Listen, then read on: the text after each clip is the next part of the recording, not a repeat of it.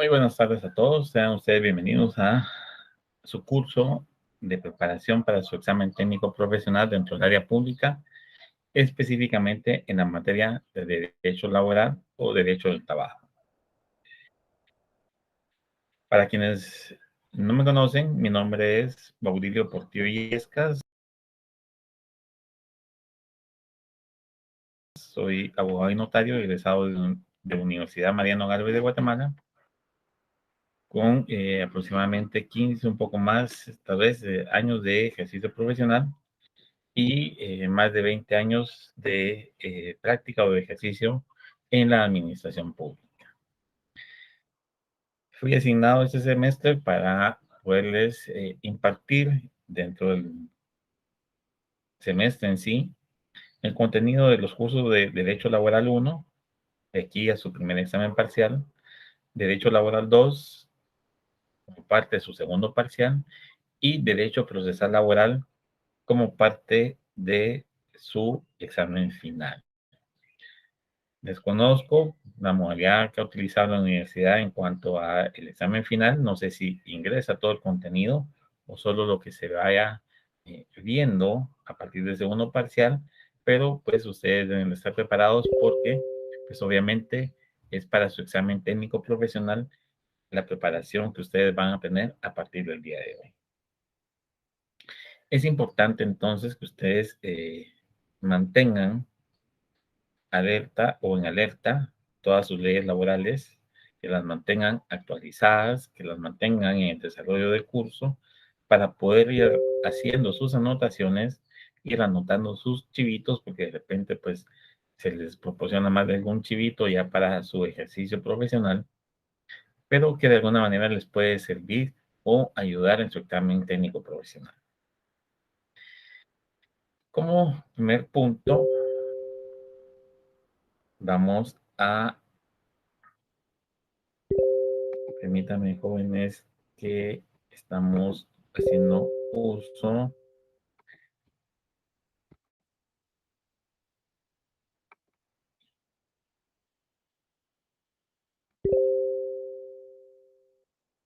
de una diapositiva distinta a la que yo tenía para el día de hoy.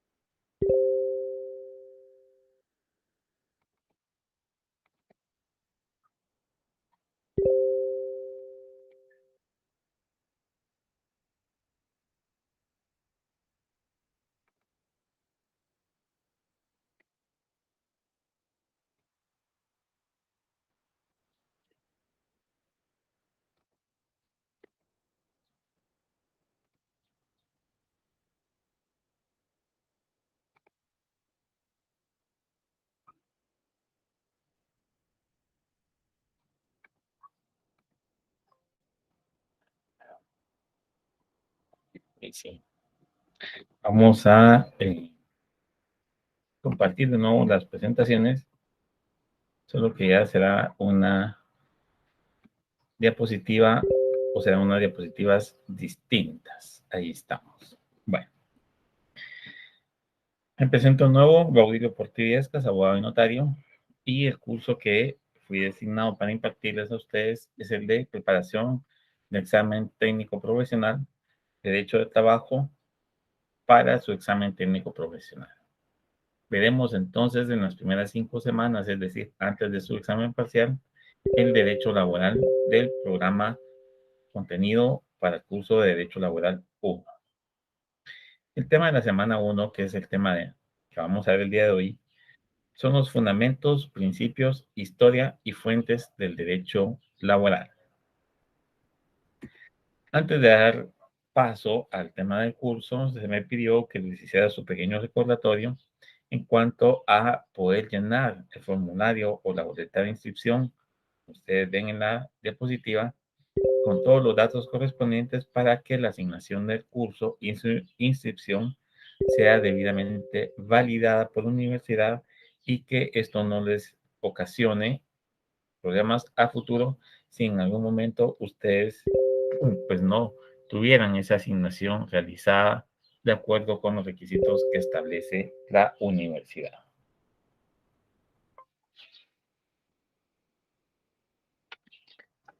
Este formulario ustedes deben de presentarlo a partir del momento en que hicieron sus gestiones para inscribirse y tienen como fecha límite para su presentación el día 8 de febrero. Es decir, el martes 8 es el último día en que ustedes pueden presentar debidamente llenado y firmado o solamente llenado de acuerdo con los requerimientos planteados por universidad dicho formulario para poder validar y hacer efectiva la asignación de sus cursos.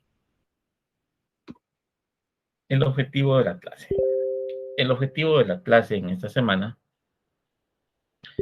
es que ustedes como futuros profesionales refuercen sus conocimientos respecto al derecho laboral, partiendo desde la historia del derecho laboral, sus principios y fundamentos, así como las fuentes que lo integran e inspiran y la manera en que se integra con otras ramas del derecho.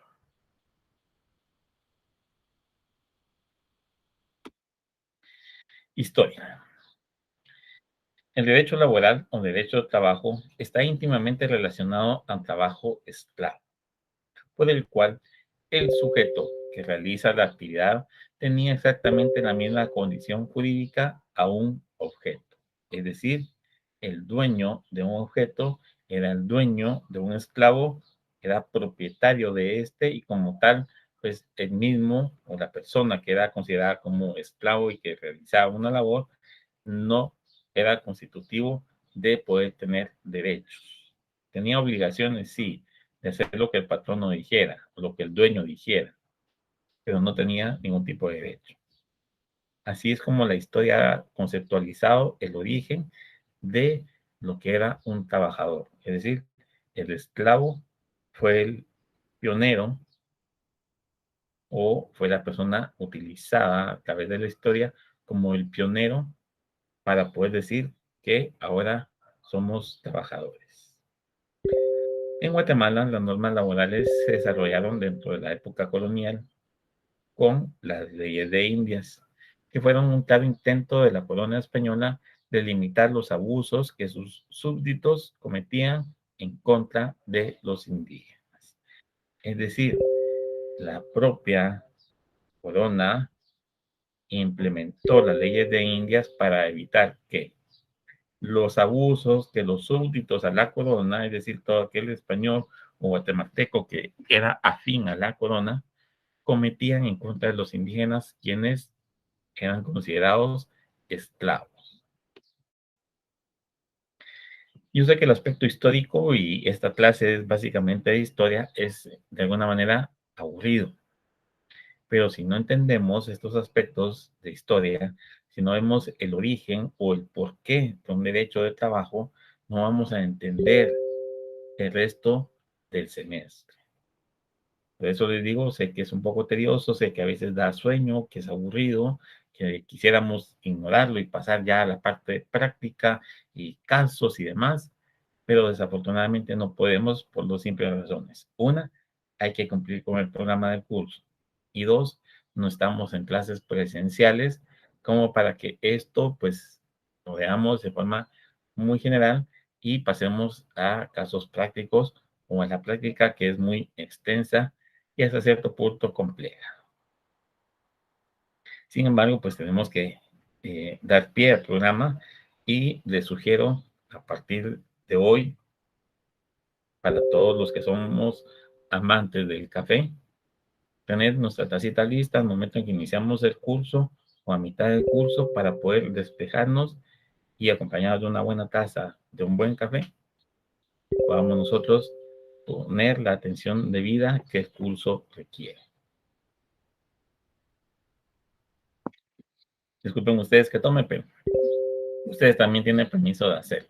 Esta clase no la vamos a hacer muy formal, muy cuadrada, vamos a cumplir con los requisitos de universidad, pero tampoco vamos a ser muy cerrados en ese aspecto. Hay que tomar café, hay que tomar agua, están en la libertad de hacerlo, por mí no hay ningún inconveniente. Como antecedente de la legislación laboral, podemos situarnos en la época antigua o en la Edad Media, donde surgieron, como ya dijimos, los esclavos y las más altas violaciones a cualquier tipo de derecho en esa época. Los esclavos eran considerados como propiedad de las personas que sobre ellos ejercían el poder, y esto no fue objeto de ningún tipo de sanción durante la época de la esclavitud. Las personas morían realizando labores y eso a nadie le importaba. Es decir, nadie velaba por los derechos o los intereses de estas personas que eran consideradas como objetos, sin embargo eran esclavos, porque los propietarios de ellos exigían arduas labores, extensas jornadas, sin tener ningún tipo de eh, consideración o de un trato humanitario.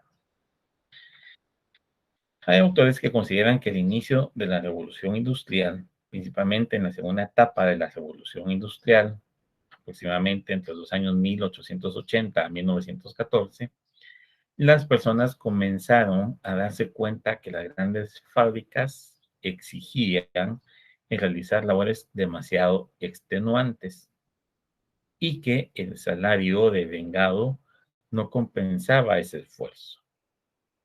Fue allí, con esa revolución industrial o en la segunda etapa de la revolución industrial, donde surgen los antecedentes de los sindicatos o de las agrupaciones gremiales o como ustedes quieran llamar, de conformidad con lo que vamos a ver más adelante en el semestre, y que surgieron con qué intención, con la intención de evitar los constantes abusos cometidos por los patronos, por los dueños de las empresas, por los dueños de las industrias, de esas industrias de fabricación de motores, de fabricación de piezas, de armas, en fin, toda esa revolución industrial que ocurrió en esa época, que comprende parte de la Primera Guerra Mundial, fue la que sirvió como punto de partida para el surgimiento de las agrupaciones que más adelante vamos a conocer como sindicatos.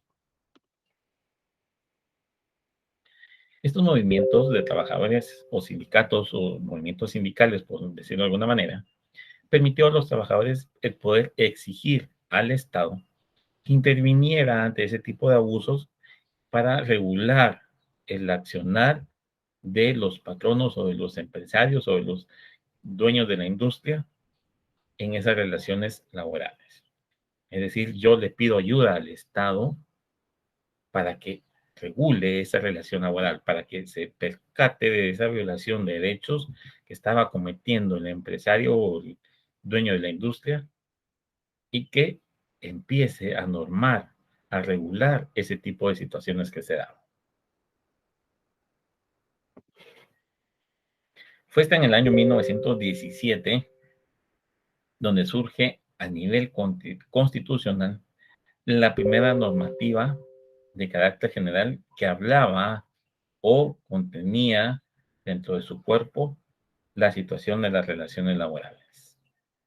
Fue la Constitución Mexicana de Querétaro de 1917 la que tiene ese antecedente en materia laboral y que permitió que luego de concluida la Primera Guerra Mundial surgiera el Tratado de Versalles.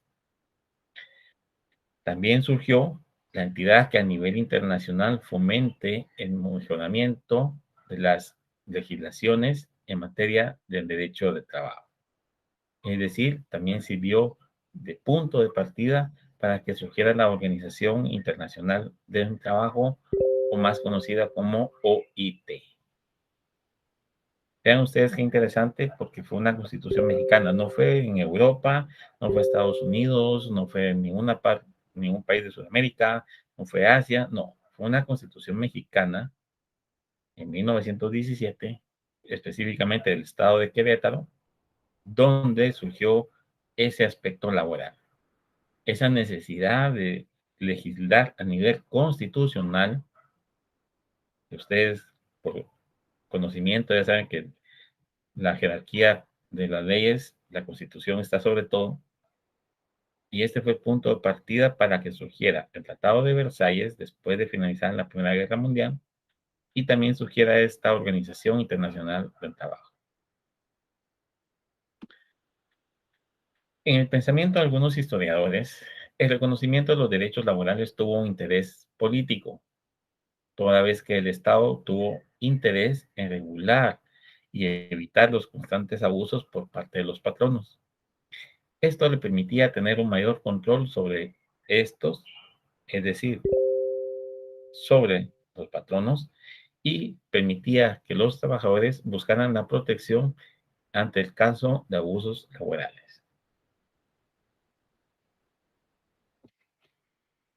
¿Por qué podrá hacer esto un interés político? ¿Qué gano yo si fuera político, representante del Estado, el intervenir en ese tipo de relaciones, evitando abusos por parte de los patronos y protegiendo a los trabajadores? ¿Qué gano yo como político? ¿Qué consideran ustedes que se puede ganar desde el punto de vista político para el Estado el intervenir en ese tipo de situaciones? Una pregunta que le dejo para sus saberes.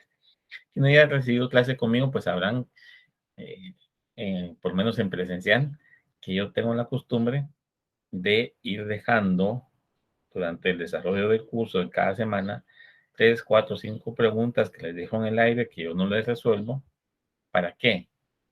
Para que la siguiente semana ustedes se den a la tarea de buscar, de leer, de documentarse por dos objetivos. Uno, dar su respuesta en el correo electrónico del curso. Dos, plantear sus dudas en caso ustedes no entiendan eh, el sentido de la pregunta o si su respuesta está equivocada o no, podemos irlas viendo allí. Y tres, que ustedes se preparen más. El curso, jóvenes, es el punto de partida para su preparación. No les puedo dar todos los aspectos de los cursos porque solo tenemos un semestre para cubrir el contenido de 3 semestres. Por lo mismo, este curso es solo una guía, un punto de partida, y ya serán ustedes a nivel personal o en pequeños grupos, dependiendo de cómo ustedes estudien mejor, que refuercen ese conocimiento para sustentar de manera satisfactoria su examen técnico profesional.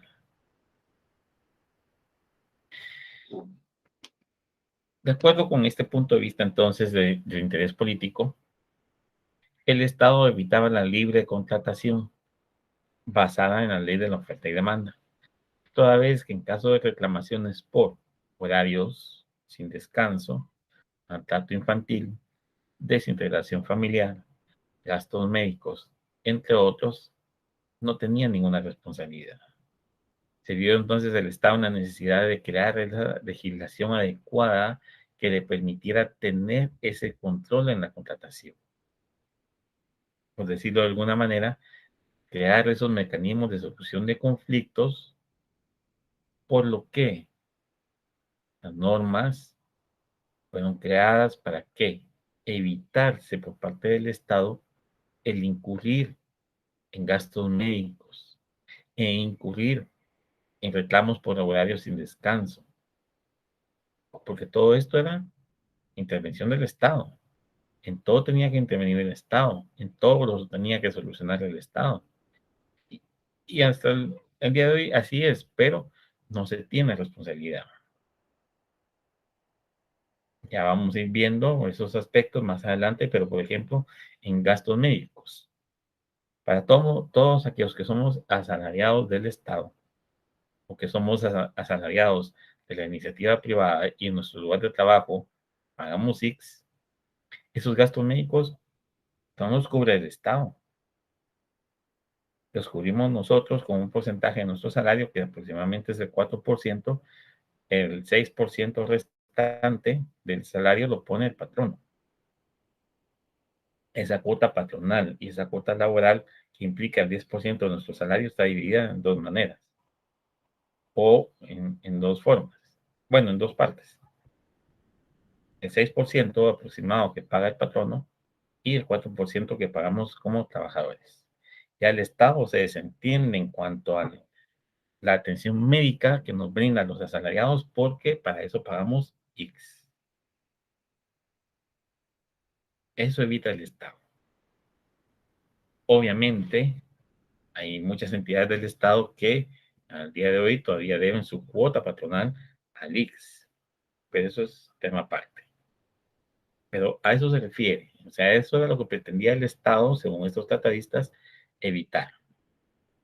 Horarios sin descanso.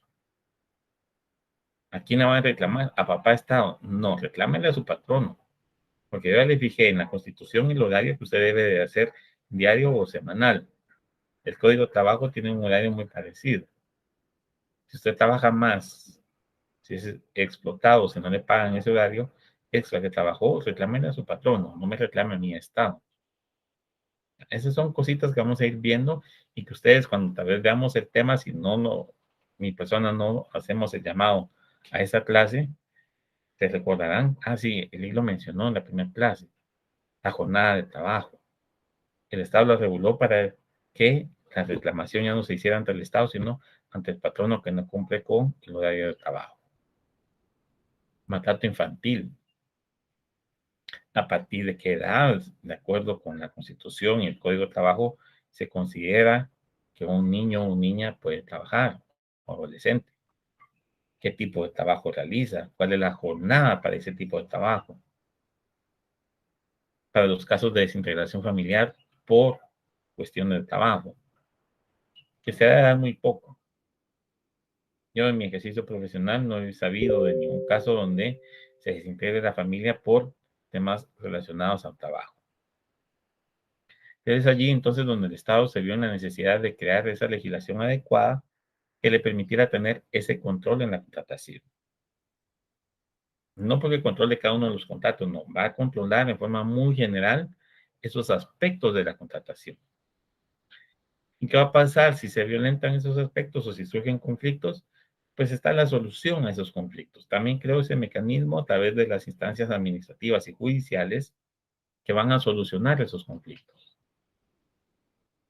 Por lo que las normas creadas son en su mayoría de estricto cumplimiento. Es decir, sí o sí hay que aplicar la norma, hay que observar la norma.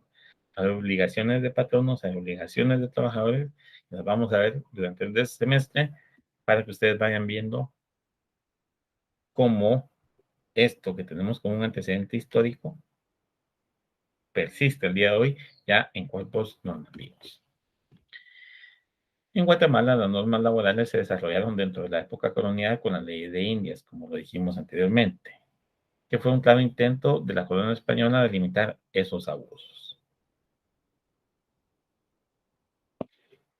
A nivel interno, la evolución continúa en la época de la independencia con el movimiento legislador promovido por la reforma liberal, comprendiendo el tema laboral dentro del Código Civil de 1877, en el apartado de los contratos de ese código. También puede tomarse en cuenta el reglamento de jornaleros, que intentó también regular algunos temas laborales que después evolucionarían a otras leyes posteriores. Imagínense el antecedente que tenemos en Guatemala, 1877, pero dentro del Código Civil.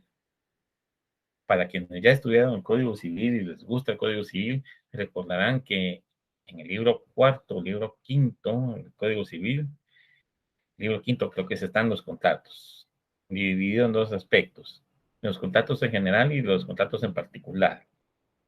En los contratos en particular, supongo yo que algo así se denominaba en 1877, porque no he podido conseguir el Código Civil de esa época, estaba en ese apartado regulado los contratos laborales. Todavía era el derecho laboral parte del derecho civil en 1877. Teníamos baratos 30 años antes de la Constitución de Querétaro. Ya nosotros teníamos un pequeño antecedente, no en una norma adecuada, pero sí ya teníamos un antecedente. Y también el reglamento de jornaleros, que intentó regular algunos temas laborales que después ambas disposiciones se evolucionaron a otras leyes. Fue hasta 1926 que nace la Ley del Trabajo, decreto número 1434, 9 años después de la Constitución de Querétaro. Este es un antecedente del Código de Trabajo por haber incluido instituciones como el contrato individual de trabajo, el salario, la jornada de trabajo, el descanso semanal, el trabajo de la mujer, entre otras disposiciones. Esta ley nació un año después de que fuera creado el Departamento Nacional de Trabajo. Es decir, el departamento fue creado en 1925 y la ley de trabajo fue creada en 1926. Este departamento era la institución encargada por parte del Estado que tenía como función la de resolver los conflictos de trabajo. Aunque todos estos pocos avances fueron sepultados con el advenimiento del gobierno del general Jorge Ubico en 1931. Este personaje, pues, para quienes solo lo han oído mencionar y no saben quién fue, les invito a que lean quién era Jorge Ubico, cómo fue el gobierno de Jorge Ubico. Se encargó de reprimir y derogar todo tipo de legislación laboral. Desde allí vemos que fue un gobierno opresor. No porque yo sea idealista, socialista y demás, y tampoco eh, considero que es una corriente que ya no está muy adecuada a la realidad mundial en el socialismo. Sin embargo, tampoco pues es, peleo contra ellos. Pero Jorge Vico sí fue una persona que reprimió y derogó todo ese tipo de legislaciones y de protección en materia laboral. ¿Y cuáles había? La ley de trabajo nada más, que fue la norma que surgió o evolucionó a partir de estas.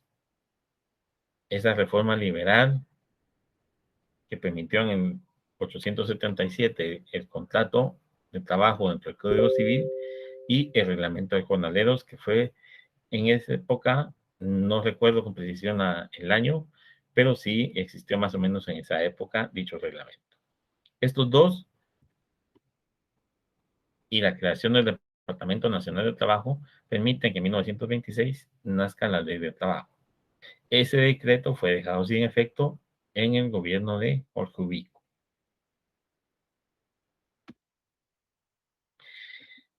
Pues tras la revolución de 1944, donde la historia política de Guatemala dio un giro importante al reconocer la justicia social a través de una efectiva protección y defensa de los intereses de la clase trabajadora, a través del surgimiento de una mejor legislación laboral, así como de la creación de la seguridad social para los trabajadores urbanos y sus familias. Esto obviamente a través de la creación del Seguro Social. Por la adjudicación de tierra y asistencia técnica y crediticia que recibieron los campesinos y trabajadores rurales para ser cultivada en provecho suyo y de sus familias por medio de la Ley de Reforma Agraria, ley que al día de hoy tampoco mantiene vigencia en todo su contenido. Son unos artículos los que están vigentes de esa ley, el resto fue debidamente derogado. Sin embargo, no se legisló en cuanto a lo que esa ley de reforma agraria pretendía. Además, también se ratifican en el 44 importantes convenios internacionales en materia laboral. Y es en 1945 donde Guatemala se convierte en un miembro de la Organización Internacional de Trabajo. Es decir, Guatemala se suscribe o se inscribe ante la OIT para poder ser miembro. Fue la revolución del 44. Imagínense cuántos años después de la Constitución mexicana. Cuántos años después de la reforma liberal de 1877. Casi 70 años. Hasta allí es donde surge otra vez ese cambio político que retoma la defensa y protección de los intereses de la clase trabajadora. Con la nueva constitución que surge en Guatemala en 1945, una de las que a criterio de muchos ha sido la más democrática que ha existido en el país, se contempló ya a nivel constitucional el trabajo como un derecho del individuo y una obligación social, asegurando así las condiciones económicas necesarias a una existencia digna del trabajador.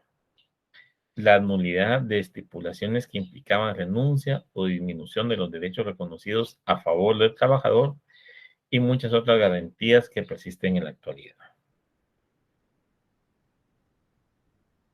Veamos esta Constitución. El trabajo como un derecho del individuo y una obligación social.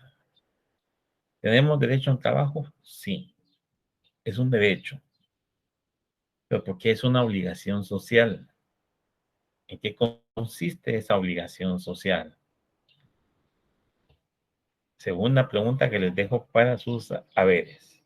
Es un derecho, derecho de la persona a tener un trabajo, a elegir libremente dónde quiera trabajar, de acuerdo a sus conocimientos, capacidades intelectuales, físicas, ¿sí? De acuerdo a sus aptitudes, a sus cualidades, como ustedes lo quieran denominar. Ya es un derecho, pero quiero que ustedes me digan en qué consiste esa obligación social. Aquí hacemos referencia con estipular que es una obligación social.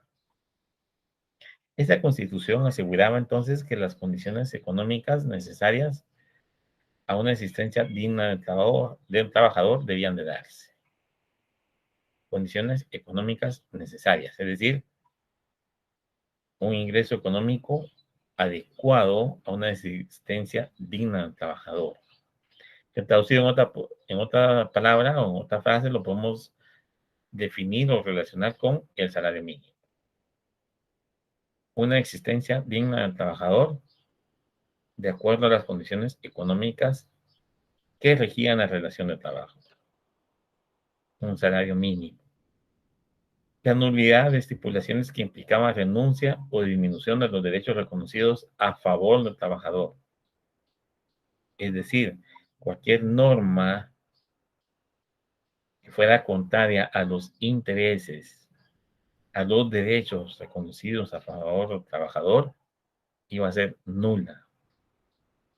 ¿Sí? ¿Por qué? Porque afectaba un derecho reconocido.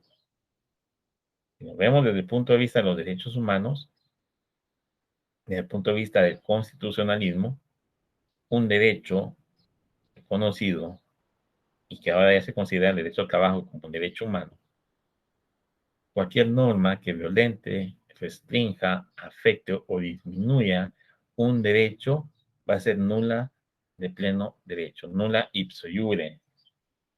¿Sí? Esto ya lo contempló la Constitución de 1945.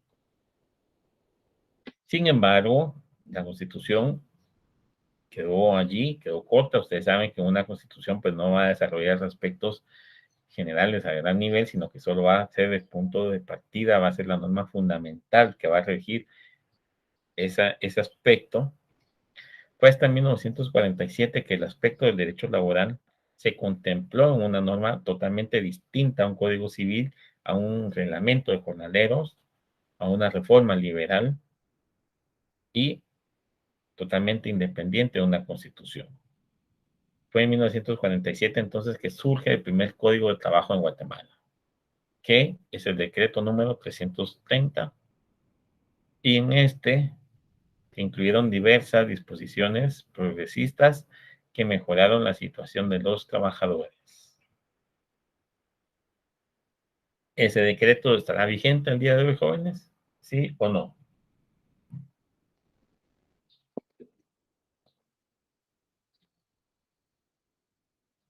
Continúa vigente.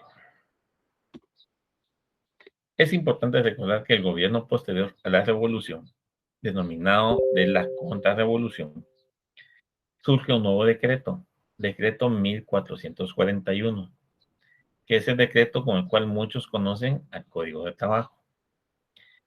Sin embargo, el decreto 1441 hizo una simple reforma, o sea, simple desde el punto de vista que no entró más allá de. reformó casi en su totalidad el decreto 330, pero no incluyó ni estableció que el 330 quedaba derogado. Y si una norma no es derogada, mantiene su vigencia. Ustedes ya estudiaron este aspecto en teoría del proceso, teoría del Estado, en derecho constitucional, la creación y función de una norma, cómo se crea una norma, su ámbito de vigencia, de validez, la entrada en vigencia, qué sé yo, todo lo que comprende este aspecto. Entonces, ¿qué? Si el 1441 no deroga el 330 está vigente. Reformó casi todo el 330, pero no lo dejó sin efecto, porque hay algunos artículos que en 1441 no tocó, no entró a conocer, no entró a reformar, no entró a derogar ni a modificar. Entonces mantuvieron su vigencia y su redacción original de acuerdo al 330. Este decreto 1441 surgió en el año 1961 e incluyó dentro de su articulado, como ya dijimos, el decreto 330 de 1947, pero no lo derogó. Fue una modificación, una reforma de ley sin derogarla o dejarla sin efecto. Por lo que este continúa vigente al día de hoy.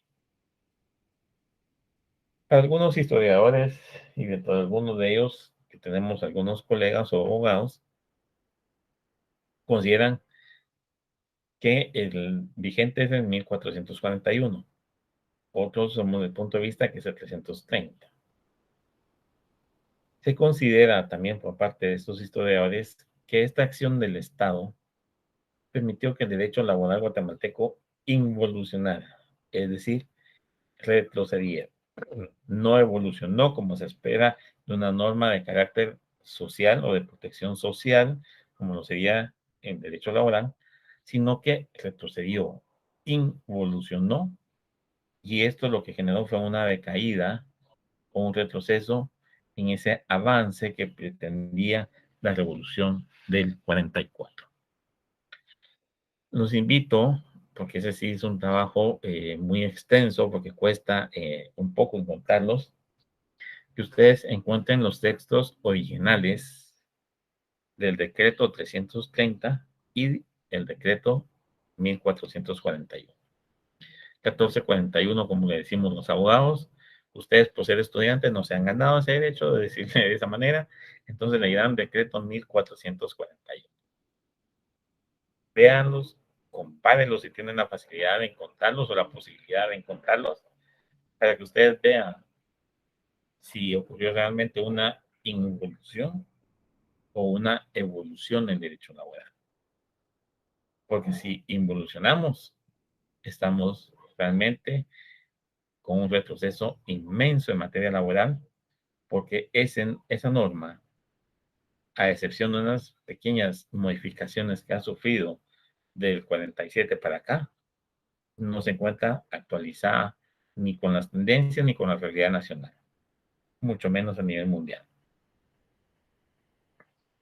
Si los consiguen y alguno tiene la amabilidad de remitirlo al correo del curso, pues se les agradecerá porque yo el 330 original sí no tengo ese decreto. En 1986, un año después de la constitución actual, ya teniendo vigencia esta constitución, se establece en ella un apartado especial sobre el trabajo. Fue la constitución del 85 la que entró en vigencia en el 86, la que ya tiene un apartado especial para regular el aspecto del derecho del trabajo o del trabajo, amparado en los principios de justicia social y pretende con ello establecer una relación armoniosa entre patronos y trabajadores.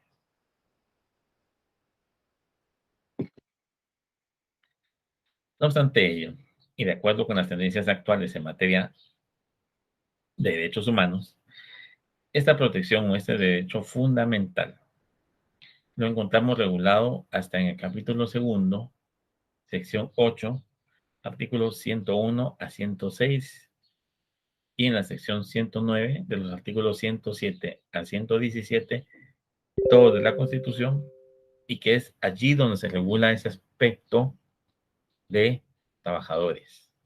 Los primeros, 101, 106 en forma general, y 107 a 117 para los trabajadores del Estado. Es decir, si es un derecho fundamental, si es un derecho humano, ¿por qué lo encontramos regulado hasta acá y no en los primeros artículos? En el capítulo 1, título 2 de la Constitución, ¿sí? Deberíamos de colocarlo hasta el inicio. Artículo 47, si quieren ustedes, pero no hasta este apartado. Terminología. A través del curso vamos a utilizar diferente terminología, entonces haremos una pequeña definiciones o conceptualizaciones de las palabras claves que vamos a utilizar o que las palabras que más comúnmente vamos a utilizar durante el semestre. Durante el desarrollo del curso, entonces, se utilizarán de forma constante algunos términos para hacer más comprensible y fácil el mismo, y dentro de los cuales podemos mencionar trabajador, que es la persona que a grandes rasgos podemos decir realiza una actividad determinada a cambio de un salario. Patrono, que es la persona a quien se le realiza esa actividad determinada y es la que paga el salario. Contrato de trabajo, que es el acuerdo entre patrono y trabajador para establecer las condiciones en que el trabajador realizará dicha actividad. Esto desde un punto de vista muy general, sin embargo, vamos a entrar a ver estas y otras definiciones para una mejor comprensión del tema. Entonces diremos que de acuerdo con el Código de Trabajo, trabajador es toda persona individual que presta a un patrono sus servicios materiales, intelectuales o de ambos géneros en virtud de un contrato o una relación de trabajo. Patrono es toda persona individual o jurídica que utiliza los servicios de uno o más trabajadores en virtud de un contrato o relación de trabajo.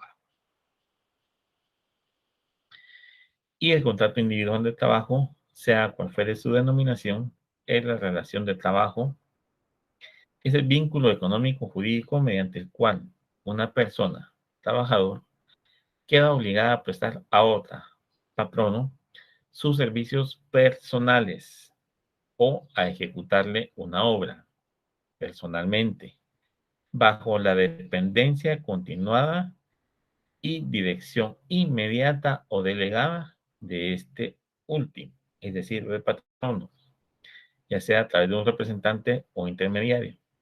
¿A cambio de qué? De una retribución de cualquier clase o forma. Esto lo encontramos nosotros en el Código de Trabajo, artículo 6, creo que es trabajador, 7 creo que es patrono, y 18 creo que es el contrato individual de trabajo. Trabajador, entonces, para recapitular, es toda persona individual que presta a un patrono sus servicios materiales, intelectuales o de ambos géneros en virtud de un contrato o una relación de trabajo. Todos somos trabajadores. Bueno, espero yo la mayoría. Patrono es toda persona individual o jurídica que utiliza los servicios de uno o más trabajadores en virtud de un contrato o relación de trabajo.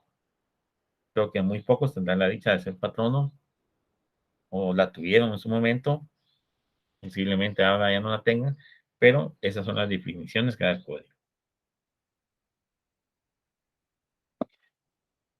Y contrato individual de trabajo, sea cual fuere su denominación, es el vínculo económico jurídico mediante el que una persona queda obligada a prestar a otra sus servicios personales o a ejecutarle una obra personalmente, bajo la dependencia continuada y dirección inmediata o delegada de esta última, a cambio de una retribución de cualquier clase o forma.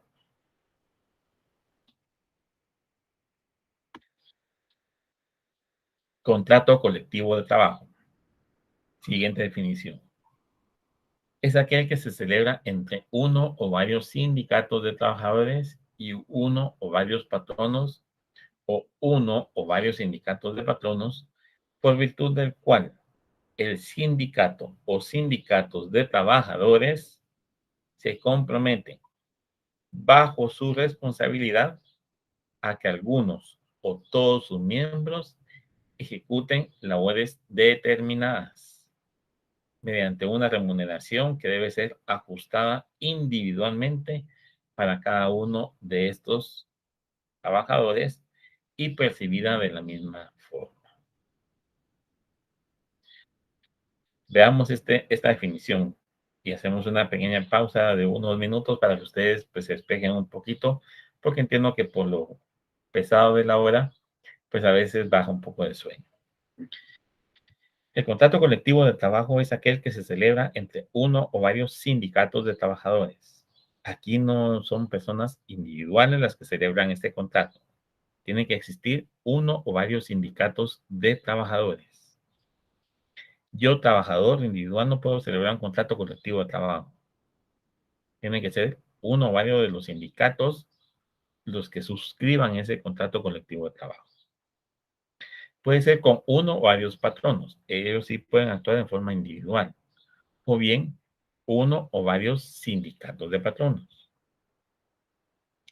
Por virtud del cual el sindicato o sindicatos de trabajadores, véase otra vez que no es individual, se comprometen bajo su responsabilidad, es decir, responsabilidad de los sindicatos, a que algunos o todos sus miembros sindicales ejecuten labores determinadas mediante una remuneración que debe ser ajustada individualmente para cada uno de estos. Es decir, el sindicato ya suscribió un contrato colectivo. Se llama colectivo porque ya habla de sindicatos a nivel trabajadores. ¿Qué se va a realizar? Una actividad determinada. ¿A través de quién? De alguno o todos los miembros del sindicato. Porque puede ser que el sindicato lo suscriba, pero la actividad se desarrolla no solo por los miembros del sindicato, sino por el resto del personal. ¿Quién va a ser el responsable del cumplimiento de ese tipo de contratos o de las estipulaciones de ese contrato? El sindicato de trabajadores que lo suscriba o los sindicatos que lo suscriban. ¿Qué vamos a tener a cambio como trabajadores? Una remuneración que debe ser ajustada individualmente para cada uno de nosotros los trabajadores. Si soy jefe de planta, si soy jefe de bodega, si soy auxiliar de mantenimiento, si soy piloto, ese salario se ajusta individualmente, o esa remuneración. Y percibida de la misma forma, es decir, cada 15 días o cada fin de mes nos están dando nuestro chequecito o depositando en nuestra cuenta bancaria. A todos por parejo. No que a uno le pagan hoy, otros a mañana, otros pasado, otros hasta el próximo viernes. No. Percibida de la misma forma. Ya sea un depósito, ya sea una transferencia, ya sea un cheque, todos los trabajadores van a recibir esa remuneración de la misma forma y en el mismo tiempo. Veamos esta otra y hacemos una pausa. Representante del patrono. Son todas aquellas personas individuales que ejercen a nombre de este funciones de dirección o de administración, como los gerentes, directores, administradores y todas aquellas que estén legítimamente autorizadas por el patrón. Es decir, yo, por ejemplo, gerente general, no puedo decir que represento al patrono si éste no me ha delegado a mí esa función. Si él no me ha delegado, no me ha legitimado para actuar como representante de él. Por muy gerente general que sea, por muy administrador único, por muy director que sea en una entidad o ya sea pública o privada, si no estoy nombrado por el patrono para representarlo, no puedo ser catalogado como un representante. Entonces, puede ser cualquier persona con cualquiera de esos cargos que representen al patrono, pero debidamente autorizados por el patrono. Bueno, hagamos una pequeña pausa y continuamos en un minutito para poder estirarnos y despejar.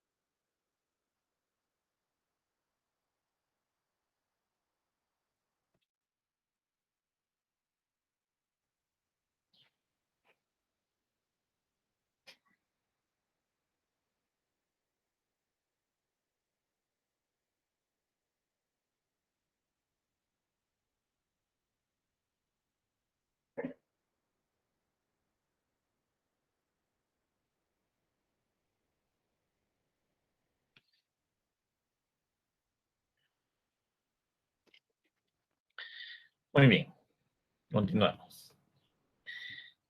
Siguiente definición, intermediario.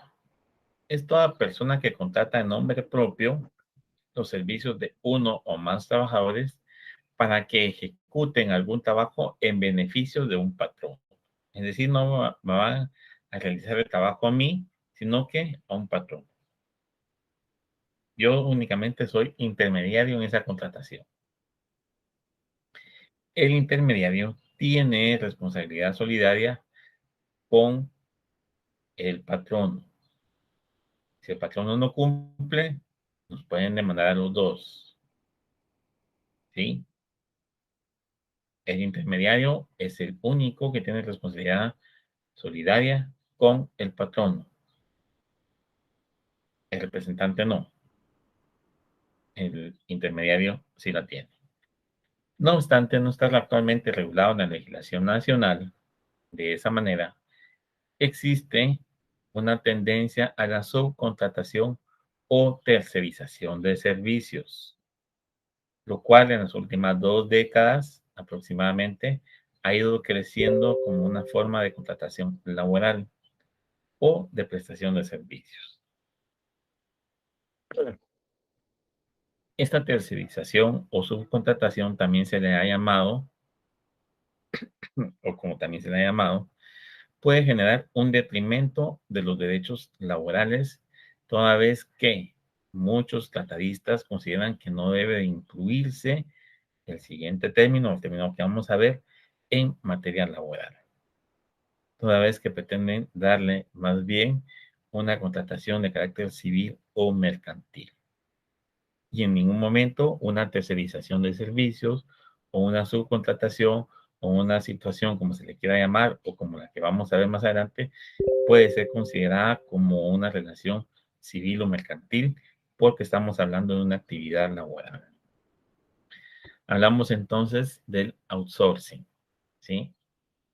El outsourcing es una locución inglesa compuesta de dos vocablos. El primero, out, que significa fuera de, y el segundo, que es sourcing, que significa fuente, es decir, fuera de la fuente, siendo su aceptación como una fuente que tiene su origen por fuera de la entidad que realiza este tipo de contrataciones.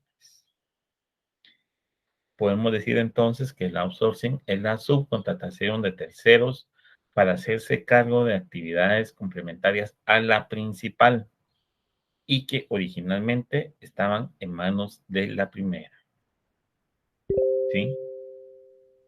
¿Qué ejemplo podemos poner de esto?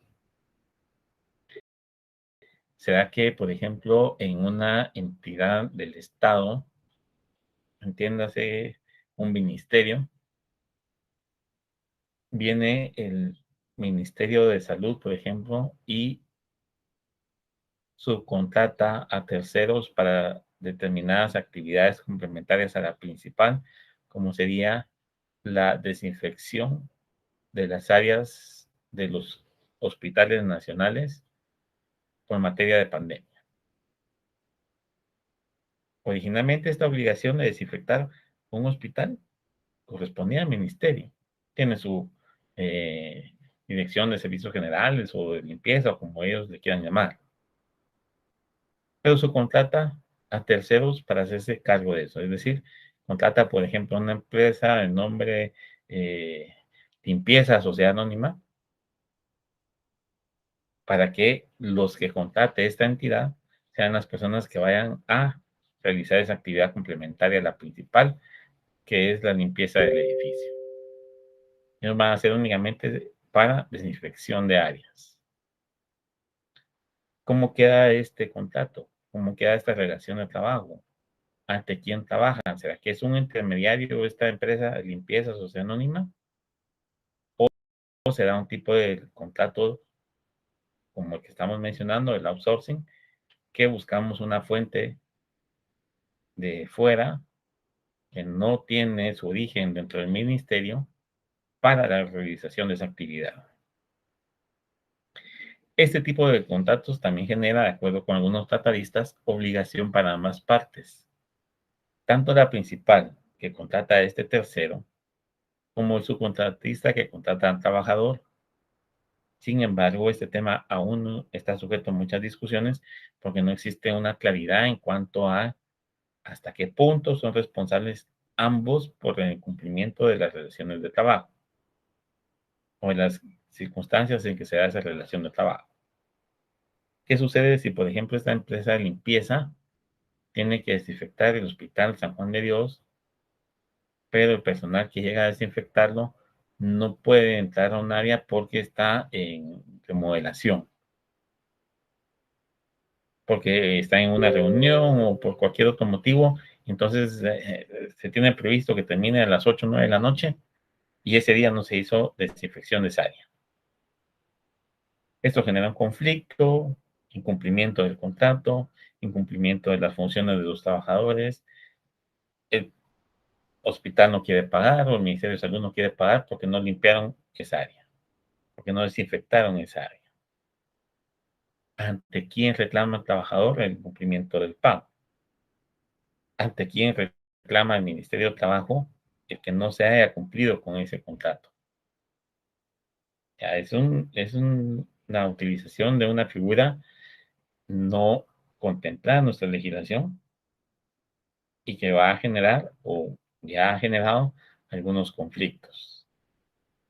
¿Por qué? Porque se tercerizan de alguna manera esos servicios, se utilizan fuentes externas y al momento de algún inconveniente, ¿ante quién se reclama? ¿O quién va a ser el responsable de cumplir con esa obligación?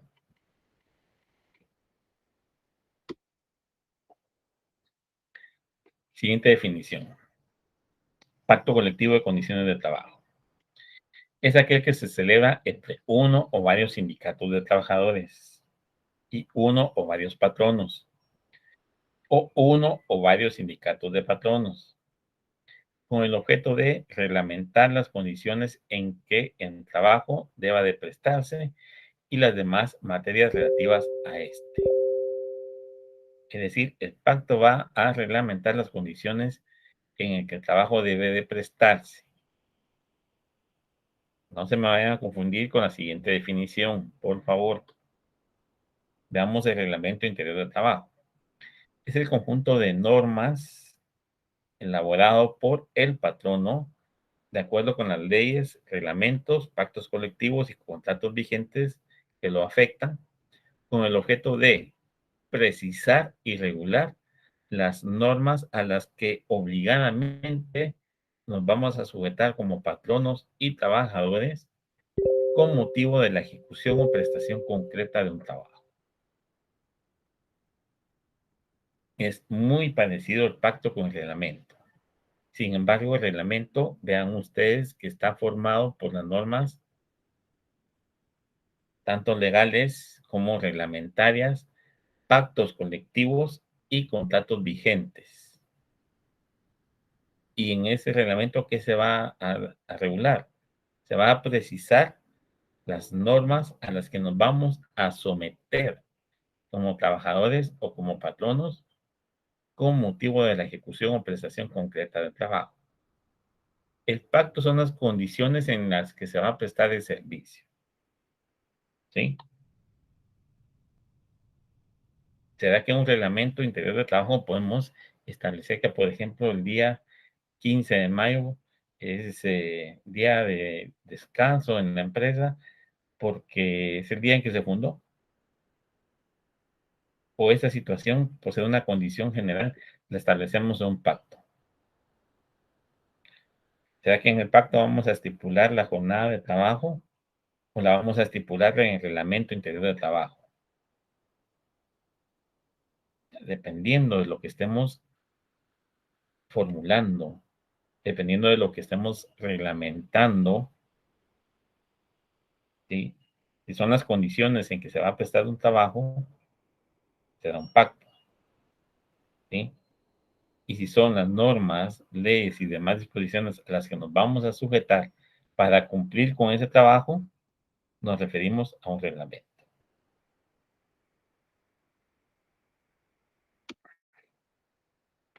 Eso, sin embargo, vamos a ver, creo que para la parte final de su segundo examen parcial o para su examen final. Salario. Salario es la retribución que el patrono debe pagar al trabajador en virtud del cumplimiento del contrato de trabajo o de la relación de trabajo vigente entre ambos. Sindicato. Es toda asociación permanente de trabajadores o de patronos o de personas de profesión u oficio independiente constituida exclusivamente para el estudio, mejoramiento y protección de sus respectivos intereses económicos y sociales comunes. Veamos sindicato otra vez. Es toda asociación permanente de trabajadores. Vimos cuál fue el antecedente de las agrupaciones sindicales. Sí, ¿dónde surgieron? ¿Se recuerdan ustedes? En esta misma clase lo vimos. El sindicato surge de qué?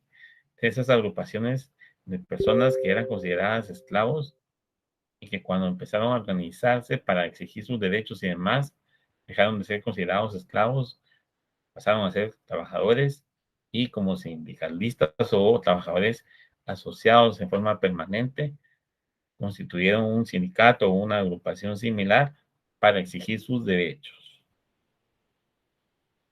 Entonces, un sindicato es esa asociación permanente, esa agrupación que existe de forma permanente, ya sea de trabajadores o de patronos, o incluso de personas de profesión u oficio independiente, que está constituido exclusivamente ¿para qué?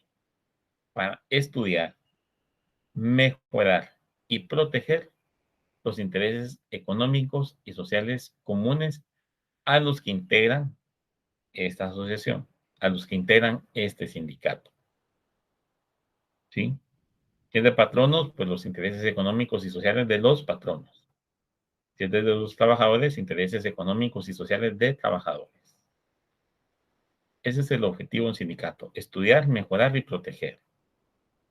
¿Se ha desnaturalizado, se ha desvirtuado la función de un sindicato en Guatemala? Sí, pero el fin de constituir un sindicato es ese, estudiar, mejorar y proteger los intereses económicos y sociales comunes. Cambiando un poco de tema en cuanto a las clases de la semana, o la clase de esta semana, por ejemplo, vamos a ver entonces ahora los fundamentos del derecho laboral. Este se encuentra o encuentra su sustento legal de acuerdo con la legislación guatemalteca, respetando la jerarquía de normas, es decir, la Constitución, los convenios y tratados internacionales, el Código de Trabajo y las demás leyes ordinarias que contengan alguna norma de esta índole. Los reglamentos de ley los reglamentos de trabajo, los pactos colectivos de condiciones de trabajo, así como toda aquella disposición, según corresponde en su jerarquía, que regule o norme lo relativo al derecho laboral. Es decir, si nos vamos a las normas, a la jerarquía de normas, tenemos constitución, convenios y tratados, código de trabajo, leyes ordinarias, pactos, reglamentos y demás. Tenemos siempre una jerarquía a respetar en cuanto a la aplicación de las normas de derecho laboral.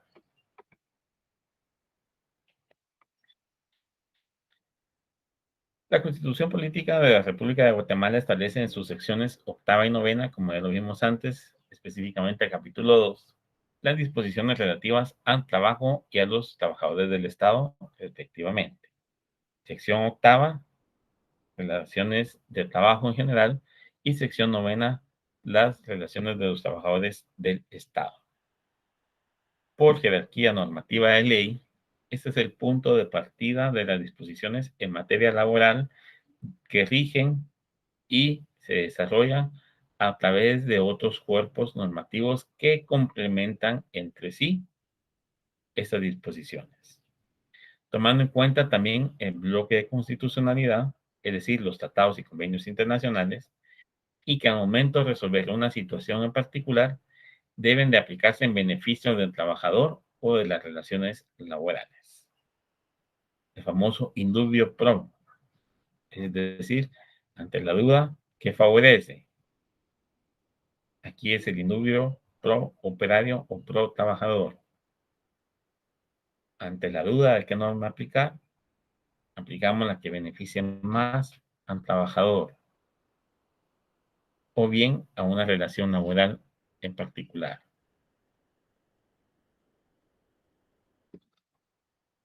¿Qué convenios podemos citar? El convenio de salario, el convenio de la explotación infantil, el convenio de las jornadas laborales,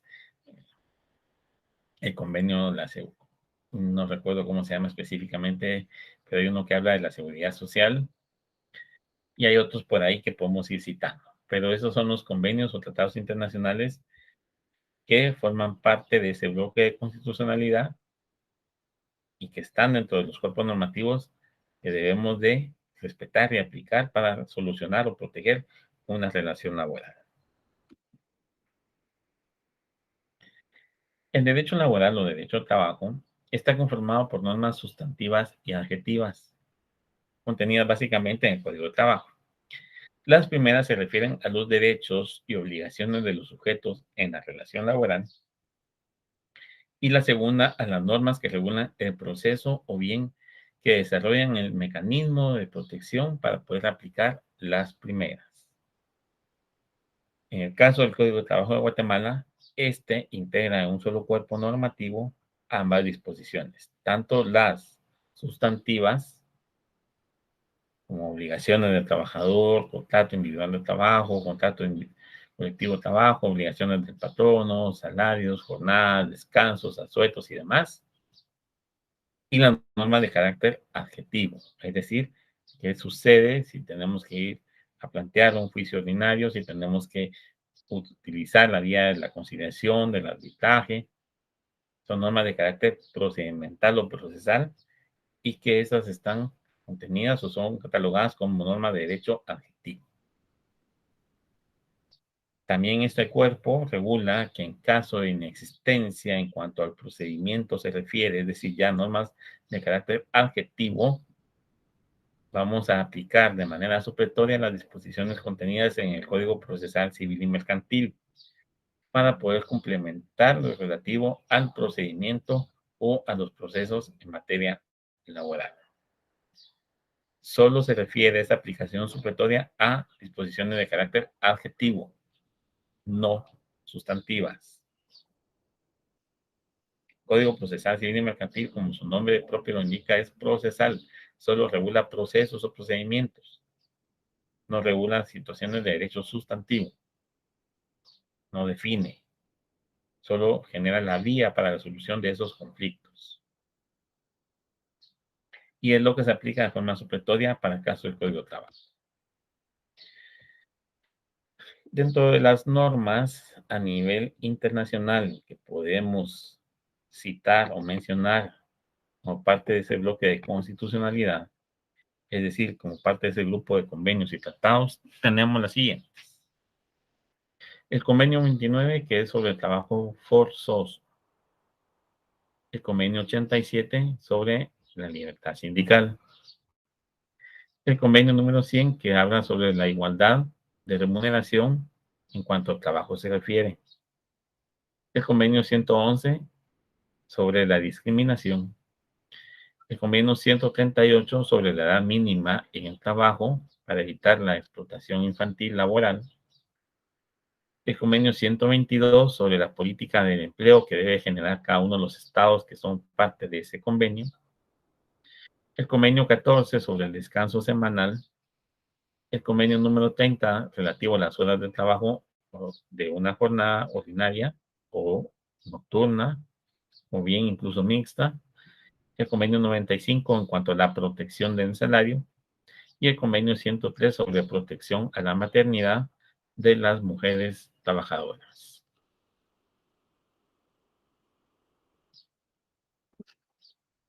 Estos son a grandes rasgos 10 convenios que Guatemala ha suscrito, ratificado, aceptado. Somos parte de los mismos y por lo mismo tanto las autoridades administrativas como las judiciales deben de, al momento de solucionar un conflicto, aplicar cualquiera de estas normas si alguna de ellas en su aplicación mejora o protege algún interés del trabajador y que la norma o legislación interna no lo hace o lo hace de forma distinta en disminución de sus derechos. Por otro lado, tenemos el ordenamiento jurídico interno, que comprende otras leyes ordinarias que crean prestaciones más específicas o bien complementan e integran la norma laboral. Como ejemplo de estas normas, tenemos la Ley de Bonificación Anual para Trabajadores del Sector Privado y Público, la Ley de Bonificación e Incentivo, la Ley Reguladora del Aguinaldo, Ley del Programa del Aporte Económico al Adulto Mayor, Ley de Servicio Civil y dentro de normas o leyes ordinarias. Y como acuerdos podemos mencionar el reglamento de viáticos, reglamento de salud y seguridad ocupacional, reglamento de higiene y seguridad emitido por el Instituto Guatemalteco de Seguridad Social. Son normas que les estoy colocando a manera de ejemplo para que ustedes vean cómo está o qué cantidad de normas o qué cantidad de reglamentos o en qué categoría, de acuerdo a la jerarquía legal y constitucional de la norma, debemos de ir utilizando. Ese reglamento de higiene y seguridad que, por ejemplo, ha creado el ICS, que fue allá por 1957, si no recuerdo mal, establece las condiciones de higiene y seguridad que deben de existir en todos y cada uno de los lugares de trabajo. Igual el reglamento de salud y seguridad ocupacional que fue creado por el Ministerio de Trabajo, que es más o menos de 2008, pero creo que entró en vigencia en 2014, 2015, también establece ese tipo de situaciones. Cómo se va a regular el aspecto de la salud en los lugares de trabajo y cómo se va a proteger esa seguridad ocupacional, es decir, cómo evitar las enfermedades profesionales que se puedan ocurrir derivado de una relación de trabajo. Los reglamentos importantes, el reglamento de viáticos para quienes laboran en alguna entidad, principalmente del Estado, cómo se rige el viático, es decir, ese emolumento, ese pago que se da por realizar alguna actividad fuera del lugar habitual de trabajo. Otros de los aspectos que vamos a ver en la clase el día de hoy son los principios que rigen o que inspiran el derecho de trabajo, ya para ir finalizando el tema del curso. Esos principios que se inspiran en los que se inspira el derecho laboral para la protección de las relaciones de trabajo y de su parte más débil, que son los trabajadores, son los que vamos a mencionar de forma muy general. Tenemos el principio tutelar, principio evolutivo, principio de obligatoriedad, principio de realismo y objetividad, de conciliación, de estabilidad y el famoso principio de indubio pro operario. Debemos de recordar que el principio es toda aquella norma o idea fundamental que rige la conducta y que para el caso del derecho laboral, estos deben de mantenerse inmutables, es decir, no deben cambiar, a menos que sean susceptibles de mejorar, para proteger principalmente al trabajador durante la existencia del vínculo laboral. El principio tutelar o protector. Este principio consiste en la protección jurídica preferente que brinda el derecho laboral al trabajador frente al patrono en determinadas situaciones, principalmente en las desventajas de carácter económico. Esta protección jurídica preferente será la que busque fortalecer el principio de igualdad, evidentemente diezmado en una relación de trabajo. Es decir, vamos a proteger a un trabajador que es la parte económicamente más débil. Principio evolutivo, también conocido como principio de garantías mínimas. Este trata de evolucionar los derechos de los trabajadores en las condiciones de trabajo llamadas a desarrollarse posteriormente de una forma dinámica, es decir, no van a estar estáticas, sino que van a tener movimiento para evolucionar. Obviamente esto va a atender a las capacidades de cada empresa patronal, tal y como lo consigna el Código de Trabajo en su parte considerativa. Es decir, que las garantías establecidas en la legislación laboral pueden posteriormente brindar mayores beneficios al trabajador, pero nunca disminuir estos beneficios. Se recuerda que hablamos de una involución o una evolución del derecho al trabajo con el nuevo código. ¿Qué busca este principio? Que la norma evolucione para proteger de mejor manera y no dejar desprotegido al trabajador. Principio de obligatoriedad. Plasmado en el cuarto considerando literal C del Código de Trabajo. El derecho al trabajo es un derecho necesario e imperativo, o sea, de aplicación forzosa en cuanto a las prestaciones mínimas que concede la ley se refiere, limitando así el principio de la autonomía de la voluntad propio del derecho común o derecho civil, en el cual supone erróneamente que las partes en todo contrato tienen una libertad o un arbitrio absoluto al momento de contratar para perfeccionar ese contrato. Sin embargo, en el derecho al trabajo no es así. Esa voluntad no se puede manifestar por parte del trabajador en decir, mi salario quiero que sea tanto. No, uno se ajusta a lo que el patrón esté dispuesto a pagar. Este principio presume entonces que el derecho laboral es de observancia obligatoria y de aplicación coercitiva y sancionatoria en cierta medida para la parte de la relación laboral que violente los principios y las disposiciones laborales existentes. Principio de realismo y de objetividad. Es realista porque estudia al individuo en su realidad social, enfocándose ante todo a la posición económica de las partes. Es objetivo porque su tendencia es la de resolver los diversos conflictos o problemas que de la aplicación del derecho puedan surgir en una relación laboral. Esta solución la va a buscar con base a criterio social, tomando casos concretos o tomando como base hechos concretos y tangibles en esa realidad. Este principio otorga prioridad a los hechos, es decir, a lo que efectivamente ha ocurrido en esa realidad. Por eso toma como base hechos concretos y tangibles, algo que puede verse y que realmente ocurrió, sobre las formas o apariencias o lo que las partes han convenido. Principio de ser democrático. El derecho de trabajo es solamente democrático porque se orienta a obtener la dignificación económica y moral de los trabajadores, que constituyen la mayoría de la población, realizando así una mayor armonía social, lo que no perjudica, sino que favorece los intereses justos de los patronos, y porque el derecho al trabajo es el antecedente necesario para que impere una efectiva libertad de contratación. Si opera una efectiva libertad de contratación, el derecho laboral va a ser más democrático, porque vamos a poder elegir de mejor manera dónde queremos ser contratados.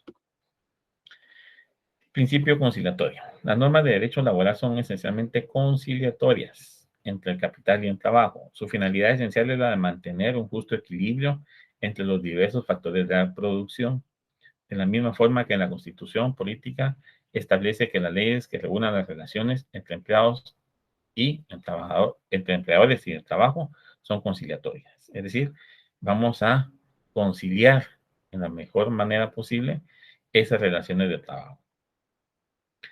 Principio de estabilidad. El artículo 25 del Código de Trabajo establece como regla general que el contrato individual de trabajo debe ser, salvo ciertas excepciones, por tiempo indefinido. Además, los artículos 6 y 23 protegen la validez y permanencia de los contratos de trabajo contra la sustitución patronal. Principio de sencillez establece que la norma de derecho deben formularse en términos sencillos, de fácil aplicación y asimilación, que permitan administrar justicia pronta y cumplida. Y principio de indubio pro operario. Este principio es una locución latina que expresa el principio jurídico de que en caso de duda en la interpretación de la norma, se favorecerá a un trabajador. Es decir, vamos a aplicar la norma que mejor proteja a un trabajador. Este principio jurídico implica que tanto el juez como el intérprete de una norma debe, ante una duda de interpretación, optar por aquella que sea más favorable al trabajador.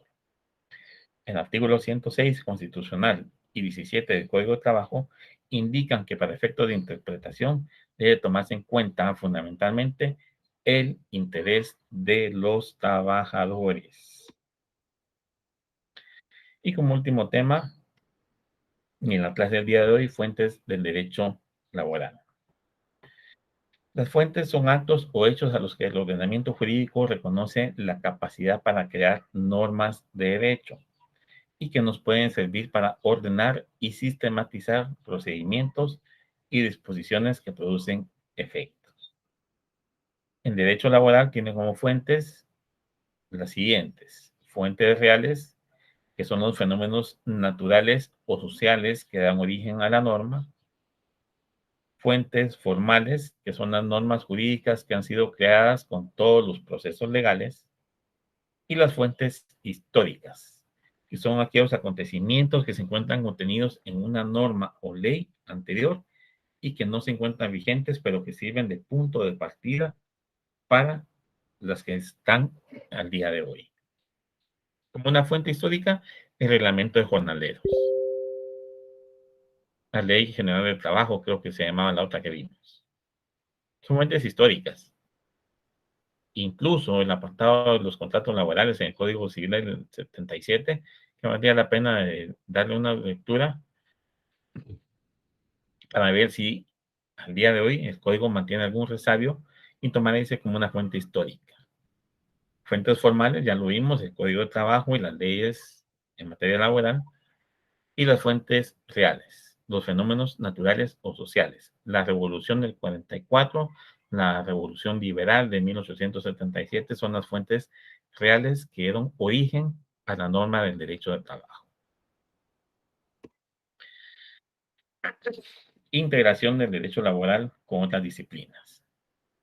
A través de la clase, entonces, veremos que, como sucede con la mayoría de las ciencias, el derecho laboral se relaciona entre sí con normas de carácter laboral para una mejor aplicación o integración de la misma, y con otras ramas del derecho, como lo sería el derecho constitucional, el derecho civil, el penal, el administrativo, el procesal, el agrario, el mercantil o el internacional. La ciencia del derecho no solo se relaciona con las diferentes ramas del derecho, sino también con algunas otras disciplinas como la sociología, la economía, la historia y la estadística. Vale la pena entonces, como punto final del curso el día de hoy, mencionar como parte integral de la norma del derecho laboral a la seguridad social, la cual es considerada como un derecho fundamental. Es decir, esa seguridad social que el Estado en algún momento, según algunos tratadistas, consideraron que era una ventaja política porque se evitaba un gasto médico. Surgió la seguridad social con la revolución del 44, tenemos el IX, y esto también es una parte integral de la norma del derecho laboral porque nos ve ese aspecto, esa seguridad social, el evitar que incurramos en gastos onerosos por una enfermedad profesional, por una dolencia, una enfermedad común, porque siendo trabajadores pagamos y contribuimos para tener ese derecho a una seguridad social. Eso es un derecho fundamental. obviamente lo gozamos quienes aportamos, no lo goza cualquiera. El Sistema Nacional de Salud es para el resto de personas que, sin aportar al IX, necesitan un servicio médico y que no pueden acudir a la iniciativa privada para la contratación del mismo. Como ustedes ya saben, al final se les dejan una serie de preguntas que no son las que vienen en los exámenes parciales o finales, pero que les servirán a ustedes a materia o a manera de repaso para poder complementar así su estudio. Por favor, estas preguntas no las deben de mandar al correo a menos que ustedes pues quieran corroborar alguna información o tengan alguna duda, y no son las que vienen en su examen parcial para que no se den a la tarea de memorizarlas, imprimirlas, fundamentarlas bien, porque en su examen parcial son totalmente distintas las preguntas. Agradezco la atención prestada a este servidor. Qué bueno estar con ustedes en este semestre, un nuevo semestre, penúltimo para muchos. No, perdón, ustedes ya cerraron un pensum, ya están preparándose para su examen técnico profesional. Entonces espero que al final del semestre pues logren decir ustedes hemos culminado con éxito el curso y vamos a ganar ese examen técnico profesional. Cualquier duda, comentario, sugerencia para quienes no hemos tenido el gusto de compartir a través del correo electrónico, por favor. Y en el caso de los que ya tenemos o hemos tenido alguna comunicación, pues si no es por correo, lo pueden hacer al número de teléfono celular. Se agradece la atención prestada. Los dejo entonces para que ustedes puedan continuar con su jornada de estudio el día de hoy o bien tomarse un pequeño descanso para poder ya profundizar en su estudio de una forma más consciente. Tengan ustedes el mejor de los descansos.